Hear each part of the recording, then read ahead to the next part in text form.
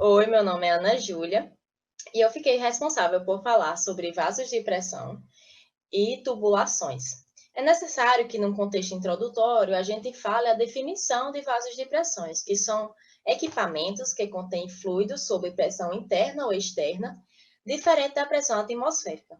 Existe uma classificação, tanto em relação aos fluidos contidos nesse vaso de pressão, que eles podem ser classificados de A até D, se eu não me engano, e os fluidos, eles são inflamáveis, os fluidos de classe A, por exemplo, são inflamáveis, são fluidos combustíveis com temperatura superior ou igual a 200 graus Celsius, e assim por diante. Existe uma classificação também com relação à pressão em grupos de potencial de risco, ou seja, isso leva em consideração o PV, onde P é a pressão máxima de operação em MPa, em módulo, e V é o seu volume em metros cúbicos. Conforme vocês estão vendo aí, o grupo 1, ele possui PV maior ou igual a 100, o grupo 2 possui PV menor do que 100 e PV maior ou igual a 30, e assim por diante, seguindo até o grupo 5. É necessário que a gente tenha em mente que esses vasos de pressão, exigidos pela norma, ele tem que constar em local visível a categoria do vaso, seu número ou código de identificação. Ele tem que ter o fabricante, o número de identificação, o ano de fabricação, a pressão máxima de trabalho admissível, pressão de testes hidrostáticos de fabricação e o código de projeto e ano da edição, né? De edição. Agora eu vou falar para vocês a respeito das tubulações. As tubulações, a gente pode começar dizendo que as empresas possuem tubulações e sistemas de tubulações enquadrados nessa NR. Devem possuir um programa e um plano de inspeção que considere, no mínimo, as variáveis condições e premissas descritivas abaixo. E essas premissas, elas são as seguintes. Os fluidos têm que ser transportados, pressão de trabalho, a temperatura de trabalhos, os mecanismos de dados previsíveis, as consequências para os trabalhadores, instalações e meio ambiente trazidas por possíveis falhas das tubulações. A gente tem que ter em mente, tipo, assim como nos vasos de pressão tinha as normas a ser cumpridas, ou seja, você tinha lá uma tabela descritiva que dizia que os vasos eles tinham que conter isso e aquilo. Nas tubulações vai acontecer a mesma coisa. Eles devem possuir dispositivo de segurança, deve ser mantido em boas condições operacionais, assim como deve ocorrer inspeções para validar o estado. Porque não adianta você inspecionar uma vez e passar não sei quantos anos sem inspecionar as tubulações e ocorrer de haver algum problema.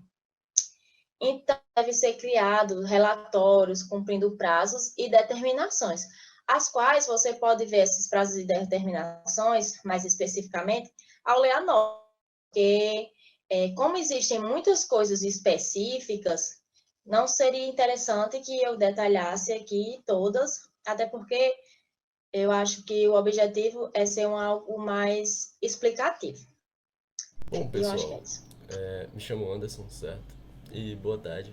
Quer dizer, espero que estejam assistindo esse vídeo de tarde. Se não for de tarde, se for de noite, de manhã, boa noite ou bom dia. Continuando a respeito da nossa apresentação, da nossa NR13, né? Vou falar a respeito dos tanques metálicos, ao que se diz respeito de armazenamento, tudo bem?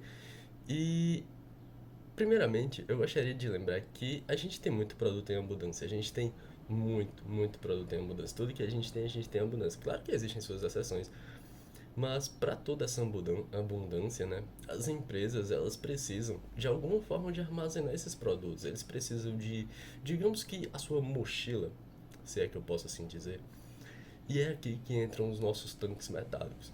Nossos tanques metálicos nada mais são, né, do que estruturas metálicas que elas consigam guardar fluidos na pressão atmosférica, certo? Mas por que metálica?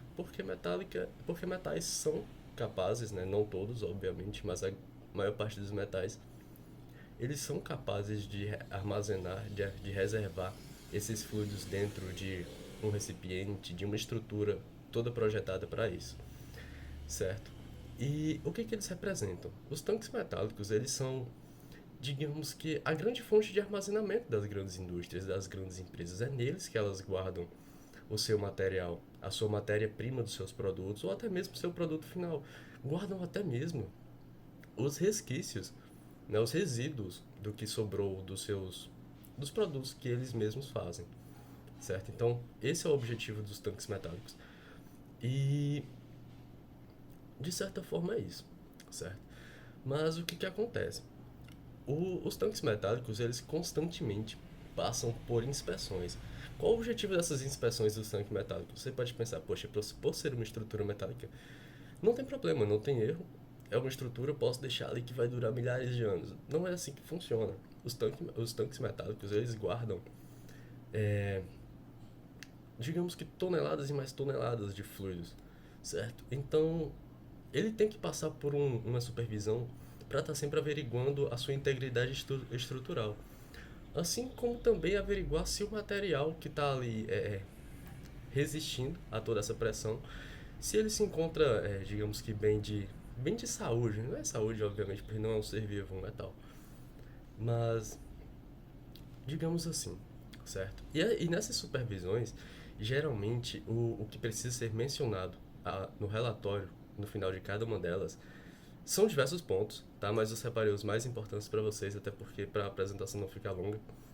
Tudo bem? Então, os principais, né, nossos principais pontos que precisam ser abordados nesses relatórios são a identificação dos tanques, o tipo de inspeção que é realizada, né, de inspeção que é realizada, o resultado dessas inspeções e a recomendação, né, se existe alguma recomendação que os inspetores queiram fazer a respeito da estrutura, do que pode ser feito para melhorar, ou se tiver alguma emergência, no caso, né, eles podem fazer essas recomendações para o dono das empresas, para o pessoal que cuida dessa parte da empresa, certo? E aqui a gente encerra sobre os tanques metálicos. Bom, pessoal, falando agora a respeito das alterações que a nossa NR sofreu. Tudo na nossa vida sofre alterações e as NRs, né, não são exceções disso. A nossa, por exemplo, sofreu 8 alterações desde a sua criação. A primeira delas, se eu não me engano, foi feita um ano depois da sua criação. E essa primeira, ela foi revogada, certo? Eu separei outras 4 das 7 que sobraram, né, com exceção da... Eram 8 com exceção da primeira, só ficaram 7. Das 7 que sobraram, eu separei 4 que eu gostaria de comentar com vocês, certo? E a primeira delas é a portaria número 2, de 8 de maio de 1984. E nada mais é do que uma portaria, né, do que infere as caldeiras e recipientes de pressão. Ela definia o método de trabalho dos funcionários, o preparo deles, né, para que tudo funcionasse direitinho. Definia também as disposições gerais para esses dois artifícios, né, as caldeiras e os recipientes de pressão. E é isso. Nossa segunda portaria que eu gostaria de comentar com vocês é a portaria número 23 de dezembro de 1994. E essa foi responsável por fazer algumas adaptações sobre as caldeiras e os recipientes de pressão. Algumas, né, das alterações se referem à válvula de pressão, ao uso de monômetros, perdão, e o sistema de indicação de nível. Teve várias outras indicações, foi uma lista até que razoavelmente grande, mas essas 3 foram as que eu julguei como sendo necessárias para acabar explicando um pouco mais resumido para vocês, certo? Nossa terceira portaria que eu vou comentar aqui é a portaria número 57 de 19 de junho de 2008, e que essa basicamente fez algumas alterações nessa NR. Teve alterações importantes, mas eu não gostaria de citá-las aqui, porque não foi uma lista muito comprida, mas é uma lista um tanto quanto, digamos que categórica, que é mais para quem realmente entende da área. E a última portaria que eu gostaria de comentar com vocês, que ela é básica, ela é bem simples na verdade, foi a portaria de número 57 de junho, não, número 1082 de 18 de dezembro de 2018. E ela foi bem recente, né? Bem recente mesmo. E essa NR, ela propôs a alteração do nome da NR, o título da NR, porque antes era apenas caldeiras e recipientes de pressão. Aí passamos, né, a adotar o título de caldeiras, bases de pressão, tubulações e tanques metálicos de armazenamento. E aqui eu encerro a minha parte, bem como também encerramos o trabalho. Muito obrigado a todos por terem assistido até aqui. Se puderem, deixem o like. Muito obrigado. E ficamos agora com o próximo grupo. Muito obrigado por tudo. Piu! Piu!